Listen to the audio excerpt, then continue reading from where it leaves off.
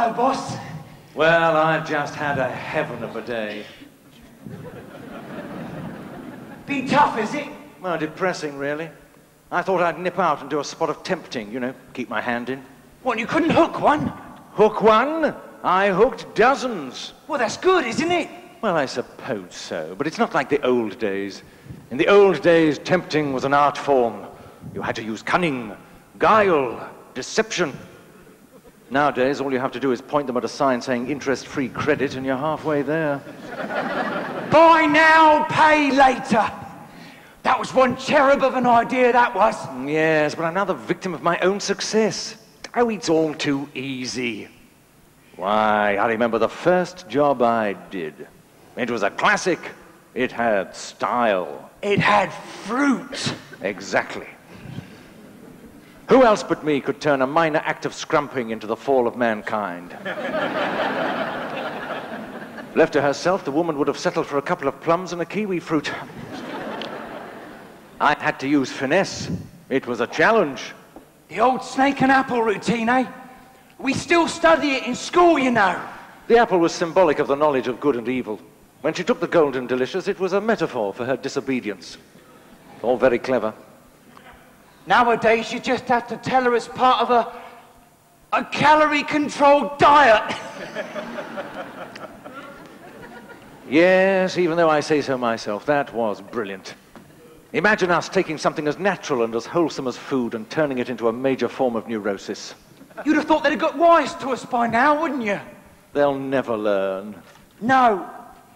Not now you've made bunking off school such a temptation as well.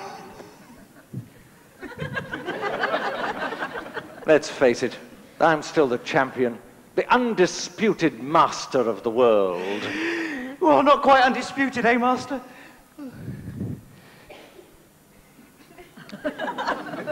And what exactly do you mean by that?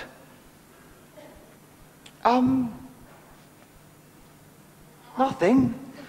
No. You can speak freely. Who disputes my mastery of the world? Well, you know. No? Well, he whose name I'm not allowed to mention. And who is that? Well, I can't really say. Yes, you can. No, I can't. You can. I can't. You must. Oh.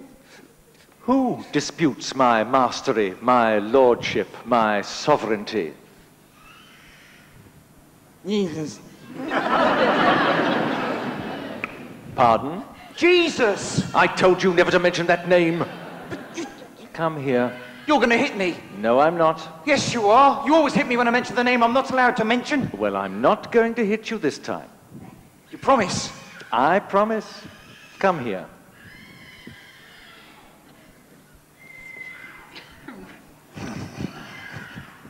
Ow! You hit me! You said you wouldn't hit me! I lied. I'm famous for it. It's not my fault you couldn't tempt him. Tempt who? Jesus! Oh! You complete and utter angel. You have to keep bringing it up, don't you? I'm sorry! He cheated. Who did? He whose name we do not utter. Oh. Ow! But I didn't say anything! No, but you thought it. Well, I thought you sent him out into the desert to pray and to fast for 40 days and 40 nights so that you could tempt him. Exactly. He caught me off guard. What, 40 days' notice wasn't enough for you?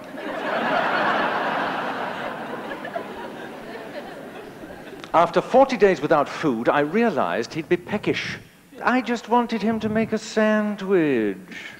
You told him to turn the stones of the desert into bread. Well, a mere conjuring trick for him. He did them all the time. Turning water to wine, feeding 5,000 people from a small boy's packed lunch, healing the sick, raising the dead. I mean, anyway, why wouldn't he? He must have been starving. He said, "It is written, man shall not live by bread alone, but by every word that proceedeth out of the mouth of God." Oh. So what did he do next? I appealed to his vanity. I took him right to the top of the temple. Well, you thought the breeze might cool him down a bit. I was doing him a favor. You told him to jump off. Oh, come on. We both knew his daddy would have sent a flight of angels to catch him. Think of the entrance he would have made. It would have been the making of the lad. People would still be talking about him now. Still are talking about him. Who? Jesus. Oh! I then offered him the world if he would bow down and worship me. Did he? He told me to shove off. Really? Well, his exact words were, "Get thee hence, Satan, for it is written, thou shalt worship the Lord thy God, and him only shalt thou serve." But I knew what he meant.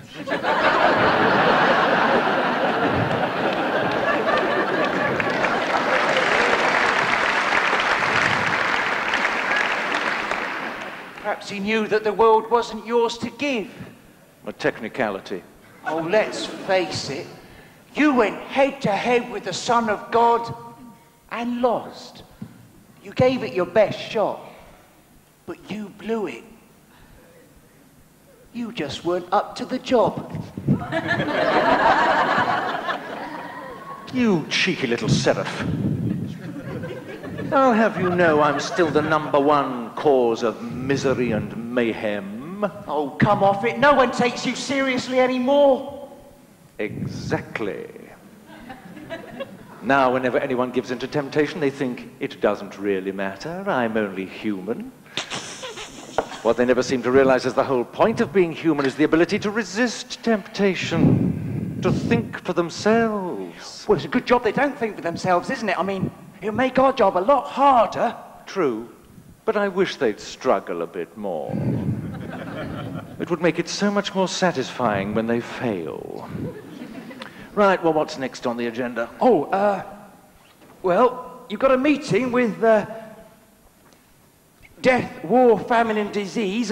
They want to discuss the stabling arrangements we provide for the 4 horsemen. And then you've got to find some work for some idle hands. Ah, no rest for the wicked, eh? Well, let's hope not.